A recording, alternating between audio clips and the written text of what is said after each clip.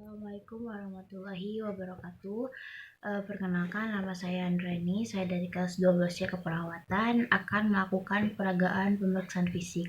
Nah, sebelum melakukan peragaan pemeriksaan fisik, saya akan menjelaskan terlebih dahulu pengertian dari pemeriksaan fisik dan berapa cara yang akan dilakukan tiap melakukan pemeriksaan fisik.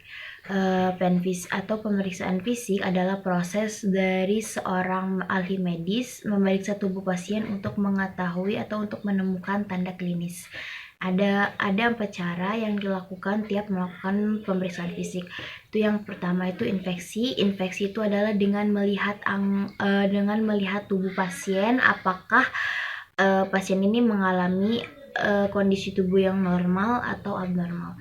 Yang kedua itu palpasi. Palpasi itu pemeriksaan fisik yang dilakukan dengan menyentuh dan dilakukan bersamaan dengan infeksi. Nah, tujuan dari palpasi ini untuk mengecek kelembutan, kekakuan, massa, suhu tubuh pasien, dan lain-lain. Yang ketiga itu auskultasi. Auskultasi itu proses mendengarkan suara yang dihasilkan oleh oleh tubuh,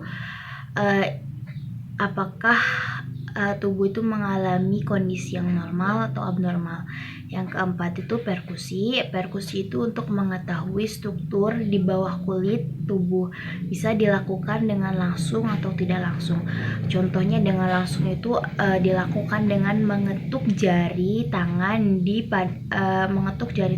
pada Oke, selanjutnya itu pemeriksaan fisik sistem indera. Pemeriksaan fisik sistem indera ini dibagi menjadi 5, yaitu yang pertama mata, yang kedua itu telinga, yang ketiga itu hidung, yang keempat itu lidah, dan yang terakhir itu adalah kulit. Oke, yang pertama itu adalah mata. Untuk pemeriksaan fisik pada mata ini dibagi menjadi beberapa bagian. Itu yang pertama itu pemeriksaan fisik untuk melihat jarak jauh. Nah, biasanya pemeriksaan ini dilakukan untuk mengetahui apakah pasien ini mengalami rabun jauh atau tidak. Biasanya untuk melakukan pemeriksaan fisik jarak jauh digunakan alat seperti grafik alfabet Snellen. Contohnya kayak gini. Yang kedua itu pemeriksaan fisik untuk melihat jarak dekat. Nah, pemeriksaan fisik ini dilakukan untuk mengetahui apakah si pasien ini mengalami rabun dekat atau tidak. Biasanya menggunakan alat seperti kartu berisi koran yang berukuran 30,5 sampai 35,5 dan ditaruh di depan mata klien. Yang ketiga itu yaitu uji persepsi warna. Uji persepsi warna ini dilakukan untuk mengetahui apakah pasien itu memiliki riwayat buta warna atau tidak. Biasanya menggunakan alat seperti anomaskop, yaitu contohnya kayak gini nih, yang bundar-bundar. Terus yang keempat itu teks refleks cahaya. Yaitu teks untuk mengetahui apakah kornea mata ini bisa memantulkan cahaya di tempat yang sama di kedua mata atau tidak, atau mengalami refleks asimetris. Untuk mengetahui teks refleks cahaya digunakan dengan alat itu seperti ini, pen light, dan ditaruh di hidung kayak gini. Apakah memiliki refleks cahaya yang sama di kedua mata atau asimetris. Lalu selanjutnya itu teks refleks pupil. Teks refleks pupil itu untuk mengetahui apakah refleks pupil itu baik atau tidak, dan digunakan juga dengan alat ini, pen light. Contohnya ditaruh di mata kayak gini. Nah, apakah ketika cahaya yang di pen light ini ditaruh ke mata, refleks pupilnya mengecil, itu berarti normal. Selanjutnya yaitu warna sklera. Sklera itu yaitu yang putih-putih ini yang di mata. Nah, ketika diperiksa sklera pasiennya itu anikterik apa ikterik. Anikterik itu adalah warna skleranya putih, sedangkan ikterik itu warna skleranya kekuningan. Nah, selanjutnya itu konjungtiva. Konjungtiva pasiennya ini anemis atau tidak. Konjungtiva itu yang di sini nih, yang di sini. Nah, konjungtivanya itu anemis atau tidak. Kalau anemis berarti anemia, kalau ananemis berarti enggak. Lalu selanjutnya itu pergerakan bola mata. Pergerakan bola matanya itu baik atau tidak, atau juling. Kalau misalnya enggak baik berarti kayak juling gitu ya. Selanjutnya itu menggunakan alat bantu pernapasan seperti oksigen atau tidak. Lalu selanjutnya yaitu yang kedua, telinga. Pemeriksaan fisik pada telinga dibagi menjadi dua, yaitu infeksi sama palpasi. Pemeriksaan infeksi dibagi menjadi beberapa bagian, yaitu yang pertama itu pemeriksaan daun telinga. Pemeriksaan daun telinga itu baik atau tidak, ada tidaknya deformitas, benjolan atau lesi kulit, tidak. Terus yang kedua, lihat kesimetrisan kedua telinga. Lihat kesimetrisan kedua telinga pasien, apakah simetris atau asimetris. Yang ketiga, periksa ada tidaknya serumen, benda asing, discharger, kemerahan atau edema dengan menggunakan pen light yang ditaruh di sini. Terus yang keempat itu tes pendengaran. Tes pendengaran itu dibagi menjadi 4, yaitu ada tes sederhana.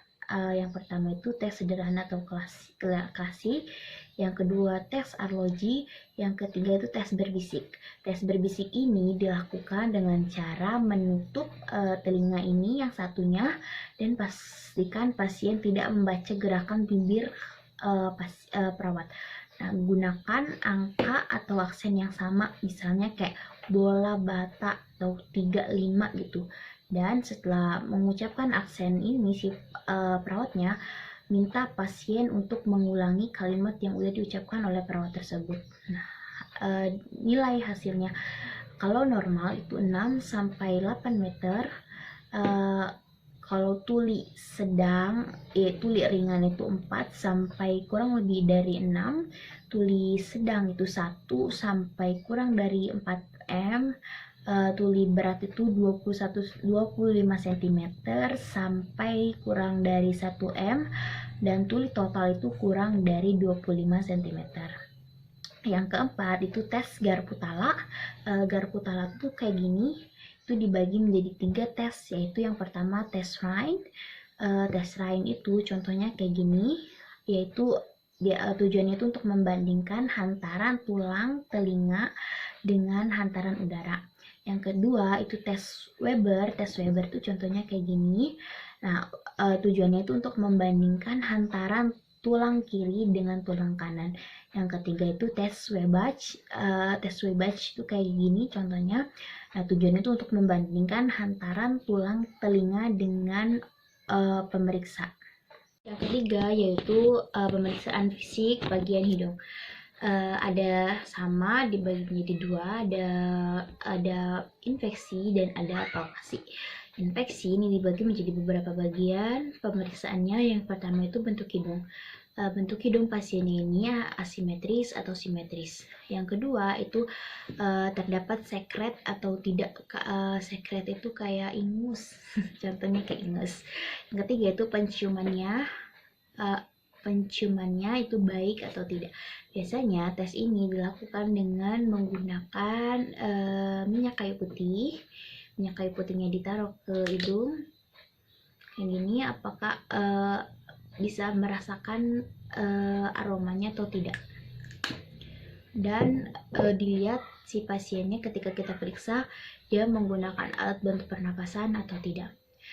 Yang keempat yaitu lidah. Lidahnya sama, ada lidahnya itu sama, ada pembagian infeksi dan palpasi. Infeksi ini dibagi menjadi beberapa bagian, yaitu yang pertamanya itu lidahnya itu simetris atau tidak. Yang kedua itu adanya stomatitis atau tidak. Yang ketiga itu indera perasanya tajam atau tidak. Biasanya tes ini untuk melakukan indera perasanya itu menggunakan kayak garam, cabai, asam, dan lain-lain untuk mengetahui si perasa itu tersebut. Lalu yang terakhir itu yang kelima yaitu kulit. kulit itu sama ya, ada palpasi dan ada infeksi dan palpasi.